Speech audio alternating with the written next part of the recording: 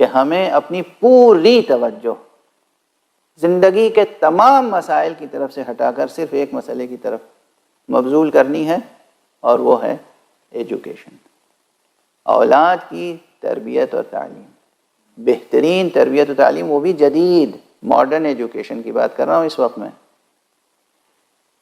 دل میں عقیدہ توحید زندہ رہے، نبوت مصطفیٰ صلی اللہ علیہ وآلہ وسلم کا عقیدہ دل میں زندہ رہے، ہماری رگوں میں خون کی طرح حقیقت ولایت موجود اور متحرک رہے، لیکن عمل کے میدان میں ہمیں جدید تعلیم میں سب سے آگے ہونا چاہیے۔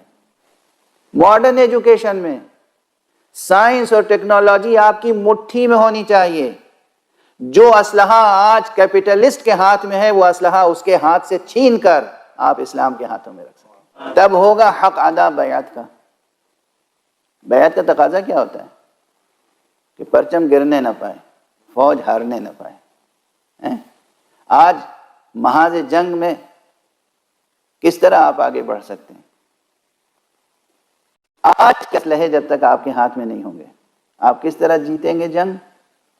جنگ تو ہے، جنگ جاری ہے، جنگ بھڑکانے کی بات نہیں کر رہا ہوں میں، جنگ جاری ہے، اپنے وجود کو باقی رکھنے کی بات کر رہا ہوں، دفاع کی بات کر رہا ہوں میں۔ جنگ تو دشمن نے چھیڑ رکھی ہے، اس لیے کہ اس کی روزی روٹی کا انحصار ہی جنگ پر ہے۔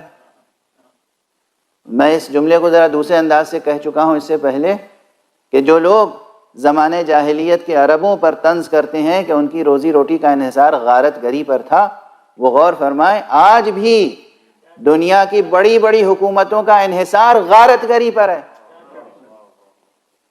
کس چیز پر ہے انحصار؟ کون سا ٹھوس آپ کے پاس اکنامکس کا نظام ہے؟ کون سی اکنامک تھیوری آپ کے پاس ہے؟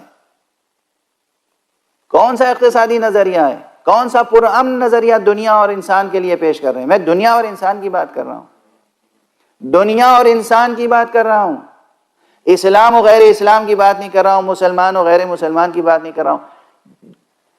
ایران سے امریکہ کا جھگڑا اسلام کے موضوع پر ہے، کوریا سے کس موضوع پر ہے؟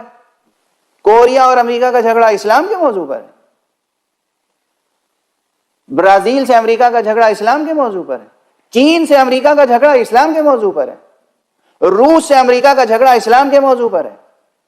اور ہمارے یہاں میڈیا میں جو زہریلی فضا بنی ہوئی ہے، میڈیا کے اندر جو غلط خبریں آپ تک پہنچ رہی ہیں، آپ غور فرمائیے کہ ان لوگوں کے پاس انسان اور انسانیت کے لیے کوئی پرامن، مثبت، پازیٹو، ترقی پذیر، ترقی یافتہ، جس میں انسانی عظمت محفوظ ہو اور انسانی قدریں محفوظ ہوں، ان کے پاس نہیں۔ ان کی تمام تر اکنامکس کا دار و مدار غارت گری پر ہے، جھوٹ اور غارت گری۔ آج کی ماڈرن پالیٹکس کا فارمولہ دو سیاہ لکیروں پر ہے، دو سیاہ حقیقتوں پر ہے، دو کالی حقیقتوں پر ہے، جھوٹ اور غارت گری۔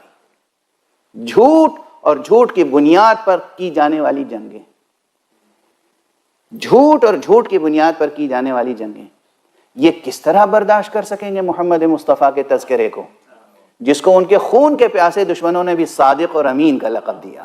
ایک صلوات پڑھ دیجئے محمد اللہم صلی علی محمد و آل محمد۔